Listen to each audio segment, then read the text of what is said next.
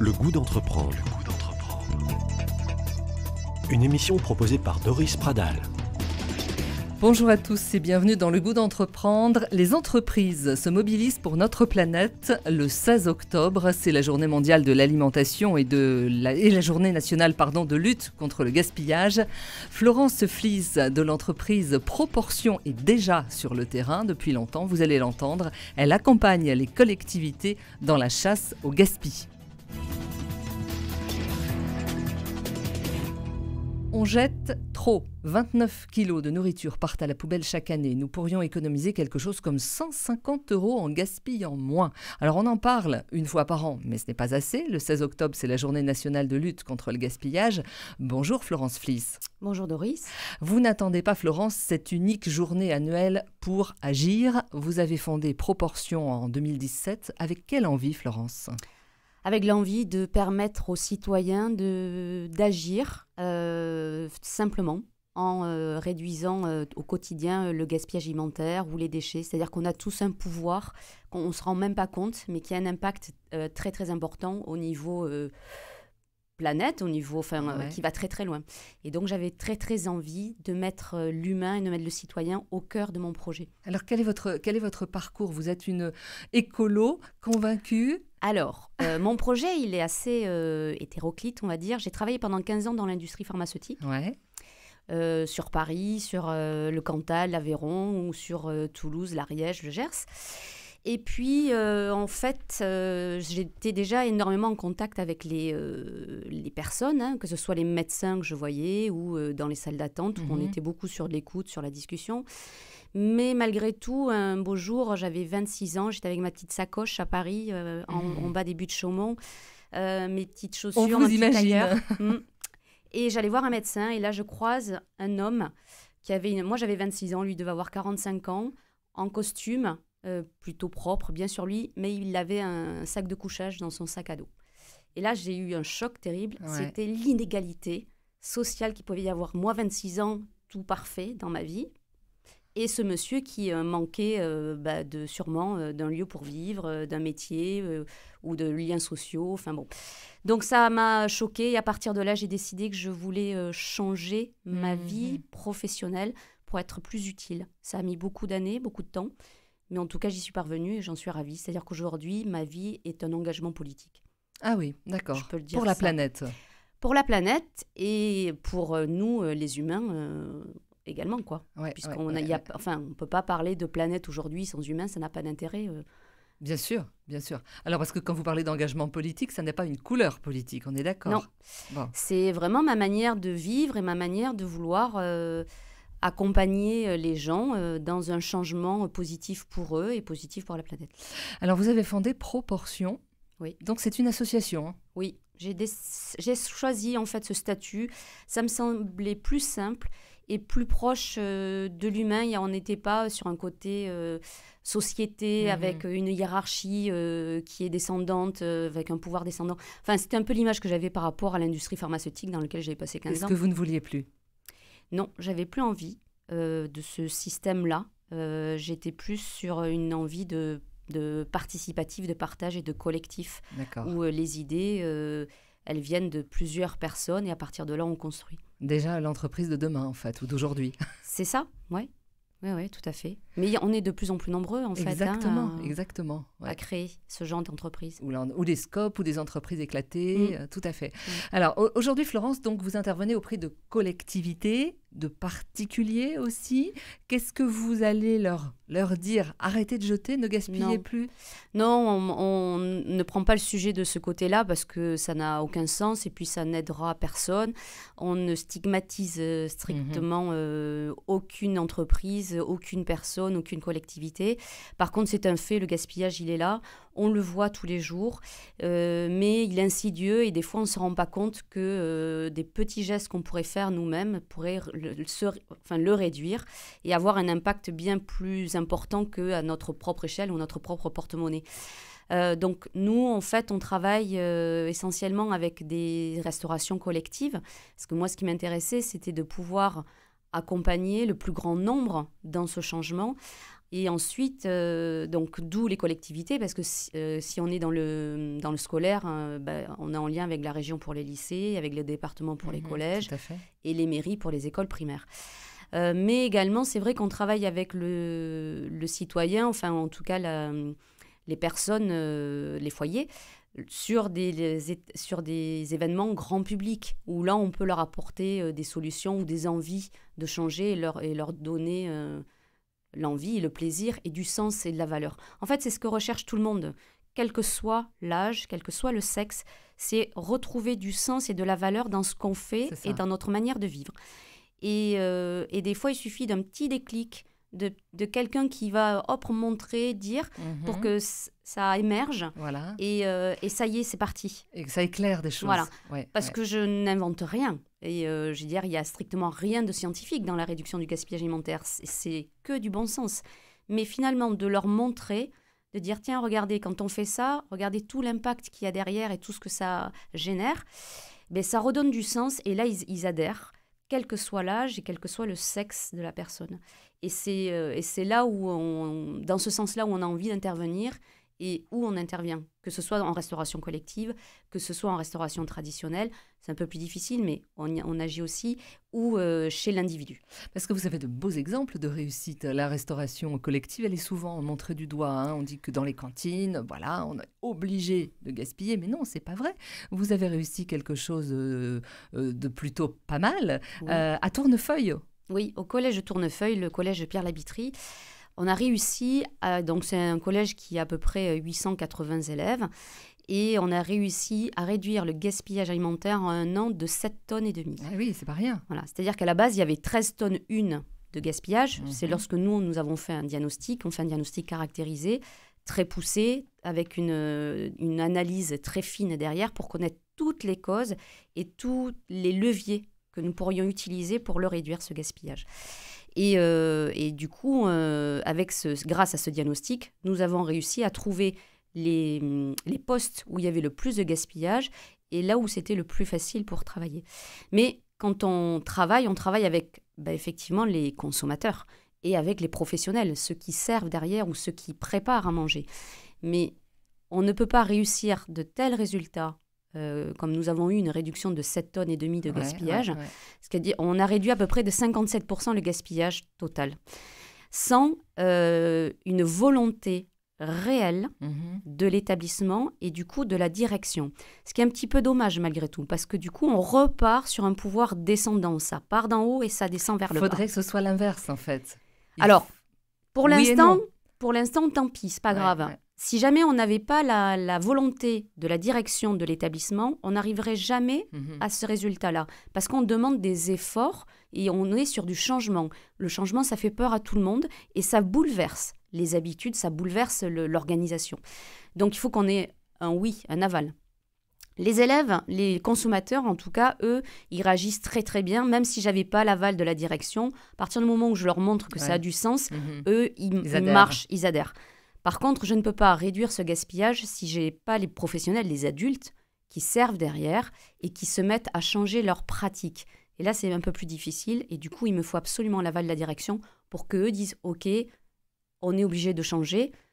Donc, ça marche comme ça au tout départ, mais très vite, ils se disent « Ah, mais finalement, ce n'est pas une mauvaise obligation parce que ça a du sens et ça apporte quelque chose de positif, et ne serait-ce que sur leur image, de leur propre profession ».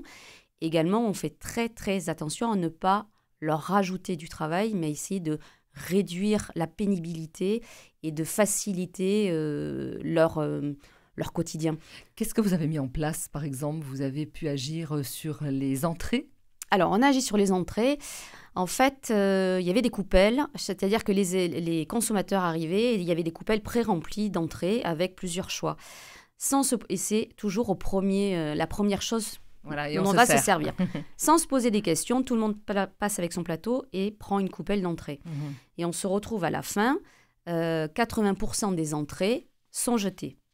Sauf quand c'est de l'entrée chaude. Si c'est de la pizza, c'est mangé à 99%. Mais les crudités, 80% d'entre elles sont jetées. Voilà, ils prennent, mais ils ne mangent pas. Ouais. Voilà, c'est-à-dire qu'on ne se pose pas la question, est-ce qu'on a faim? Est-ce que ça nous plaît? Et est-ce que j'ai vraiment envie ou est-ce que j'ai vraiment l'appétit pour manger une entrée? Donc, on va d'abord travailler là-dessus. Du coup, on a arrêté les coupelles pré-remplies. On a mis des gastros, des plats, des grands plats comme autrefois, en fait. Et les élèves, on les a amenés à se servir uniquement ce dont ils avaient besoin.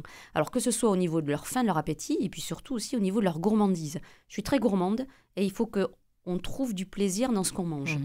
Et ça, je veux surtout leur amener parce que ça fait partie de notre culture. De et notre ça fait éducation, oui, tout à fait. Oui, et puis c'est un plaisir sur Terre. Il faut l'utiliser, il faut en profiter. Donc, on les a amenés à ça et en leur disant, ben voilà, aujourd'hui, il n'y a plus d'entrée en coupelle, vous allez vous servir.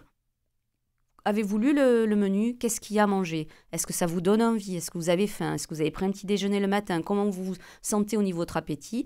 Donc là, hop, ils se posent des questions, ils se jaugent. Et puis en fonction de ce qu'ils voient et ce qu'ils se sont questionnés, ils vont se servir des coupelles. Soit des toutes petites, parce qu'ils ont juste envie de goûter, soit des très grosses, parce qu'ils ont faim, ou parce que le plat chaud ne les intéresse pas. N'empêche que le gaspillage a réduit de 80% au niveau des entrées. C'est incroyable. Voilà. On était à peu près à 18 grammes par personne de gaspillage, on est passé à 2 grammes 1. C'est juste une question de bon sens. C'est juste une question de bon sens et les consommateurs, on leur a montré les résultats. Hein. C'est-à-dire, je vous demande de vous questionner, mais c'est pas pour rien derrière. Donc tous les jours, je leur montre les résultats. Ils sont très très fiers d'arriver à ce niveau-là et de réduire le gaspillage et en plus de trouver de plaisir, on les oblige plus et ils mangent ce dont ils ont envie. Voilà. Et là, ils se disent, mais c'est génial, pourquoi on ne l'a pas fait plus tôt? Vous restez avec nous? À Oui. tout de suite.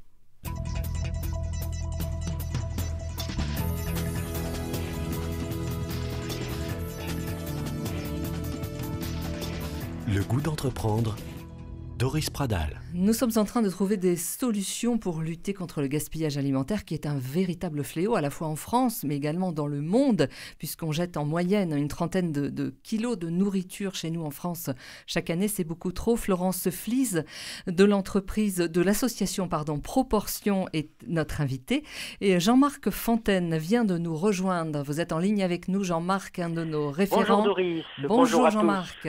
Bonjour Jean-Marc. Jean-Marc, le gaspillage alimentaire, bien évidemment, on n'y est pas insensible. Bien sûr, bien sûr. Bonjour Florence. Bonjour. Alors, c'est vrai que les données chiffrées que vous avez évoquées, ça donne le vertige. Hein. Finalement, le gaspillage alimentaire, c'est l'un des grands scandales de notre société de consommation. Et on trouvera peu de gens qui ne soient pas d'accord là-dessus. Et pourtant, ça se produit. Alors, l'expérience que vous avez vous permet d'expliquer ce phénomène. Qu'est-ce qui se passe? Pourquoi finalement les gens sont d'accord pour dire qu'il ne faut pas gaspiller et malgré tout ils gaspillent? Parce qu'on est dans une société de consommation et qui est aussi basée sur une économie où il faut acheter et jeter le plus possible pour faire tourner cette économie mondiale. Mais aussi également, c'est que le gaspillage, en fait, c'est le moi.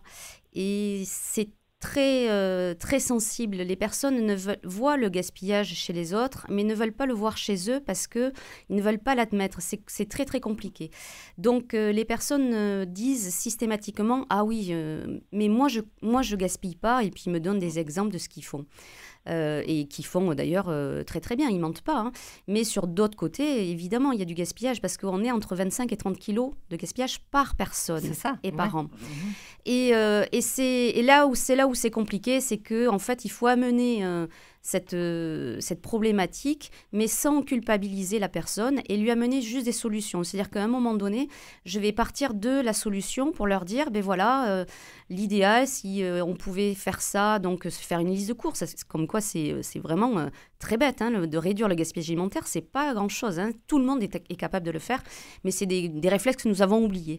Et là, même si il ne le fait pas, je lui fais penser et du coup il se dit oui effectivement c'est vrai que je pars souvent faire mes courses et je fais pas de liste et que je me retrouve à la maison avec 2 pots de crème fraîche donc et ça m'arrive parce que je donne des exemples concrets derrière et ça m'arrive effectivement de jeter un pot de crème fraîche parce que je l'ai oublié.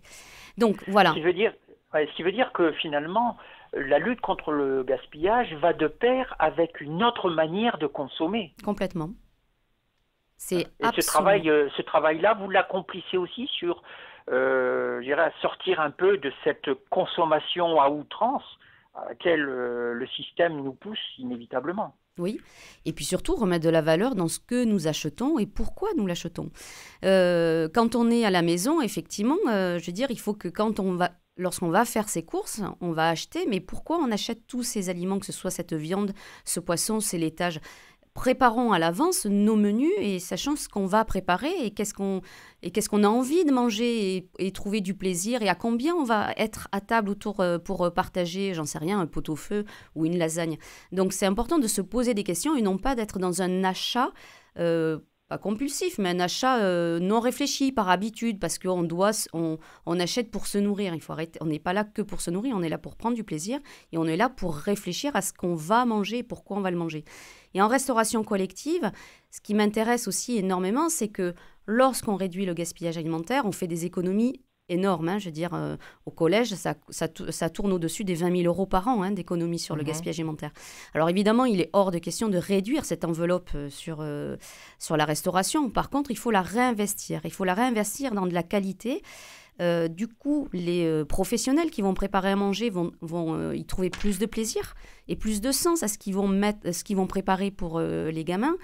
Et également, on peut aussi investir dans du matériel pour faciliter la préparation ou investir aussi dans de la main-d'œuvre. C'est-à-dire que arrêtons d'acheter des fruits et des légumes qui sont déjà emballés, précoupés, ils n'ont pas de goût, et après on le voit, c'est des produits qui sont généralement gaspillés, et remettons en place une légumerie où on achète des fruits et des légumes frais et qu'on va peler.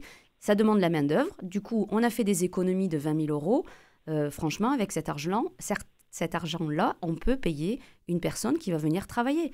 Sur un mi-temps, enfin organisé. On est dans l'économie circulaire. Hein. Complètement. Et également, on réduit le volume des déchets et la réduction de la gestion des déchets, ça fait d'autres économies bien plus importantes et là qui sont réelles. C'est-à-dire que l'établissement ne dépensera plus cette somme d'argent pour la gestion des déchets puisqu'elle l'aura réduite. Alors que moi, au niveau de la réduction du gaspillage alimentaire, cette réduction, elle sera réinvestie. Mais dans quelque chose de positif en tout cas. Jean-Marc. Alors, vous avez mentionné que vous travailliez avec les collectivités, les restaurants. Nous avons évoqué le type de consommation. La grande distribution, elle a sa responsabilité aussi dans le gaspillage. Je pense par exemple à je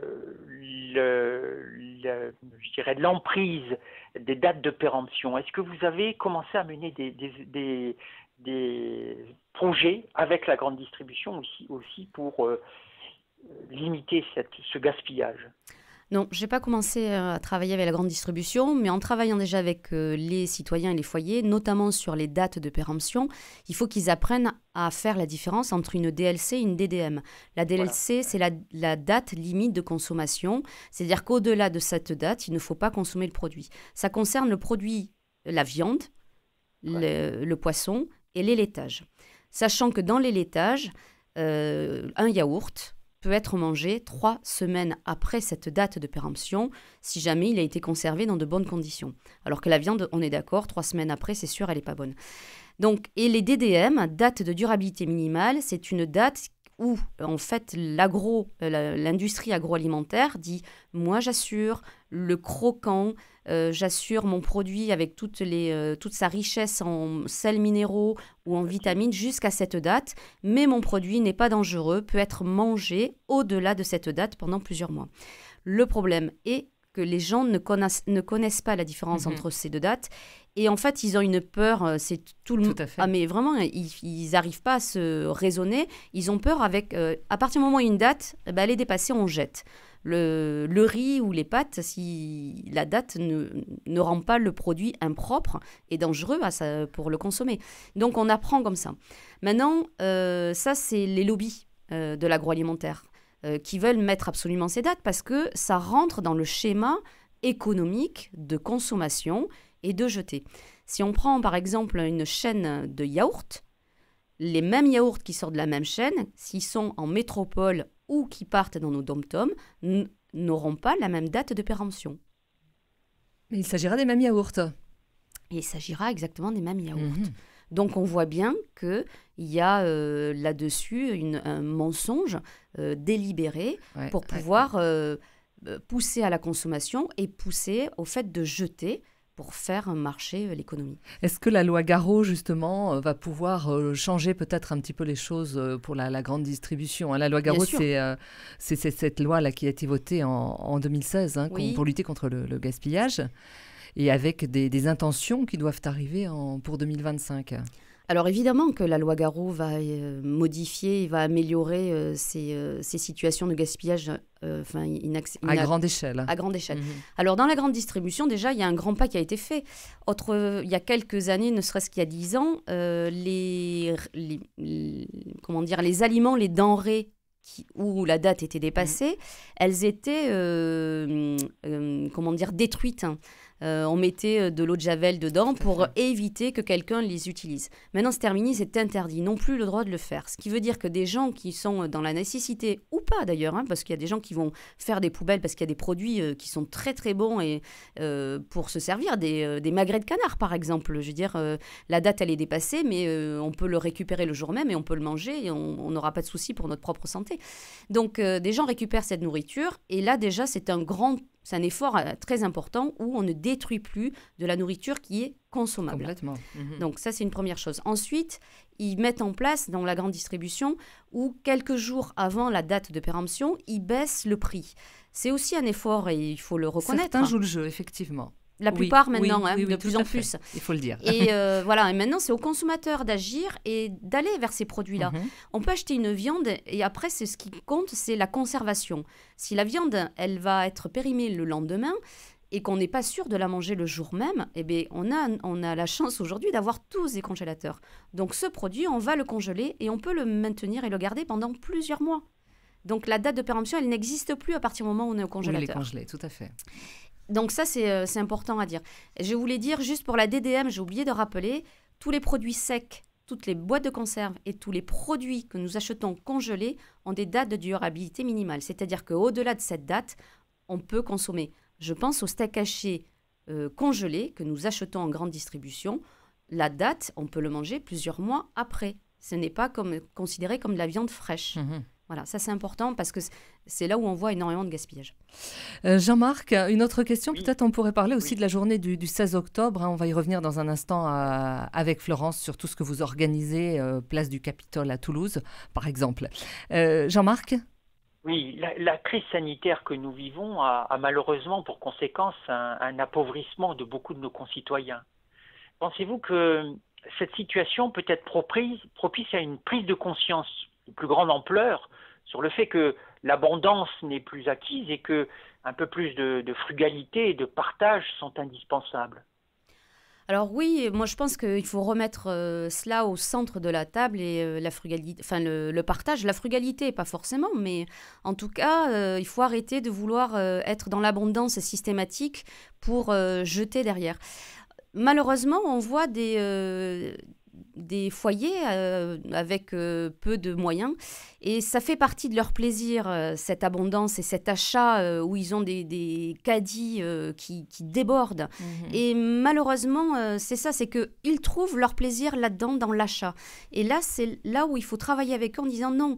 En fait, le plaisir, vous devez le retrouver au niveau gustatif. Achetez des bons légumes, achetez peut-être moins de viande, mais trouvez de la bonne viande lorsque vous allez préparer vos plats traditionnels. Ou arrêtez d'acheter tous ces gâteaux industriels pour les goûter de vos enfants. Ou des compotes. Je veux dire, lorsque vous achetez des fruits, même si elle est un petit peu tachée, prenez ce fruit-là et cuisez-le en compote ou mixez-le. Enfin, faites un smoothie, enfin, faites quelque chose. Mais en tout cas, voilà. Donc, en gros, c'est de l'éducation, c'est de l'accompagnement et c'est leur ramener du plaisir et du sens. Parce que ces gens-là, malheureusement, sont dans le besoin et sont dans l'achat compulsif parce que ça fait partie de leur plaisir et il faut essayer de modifier ce plaisir et le déplacer.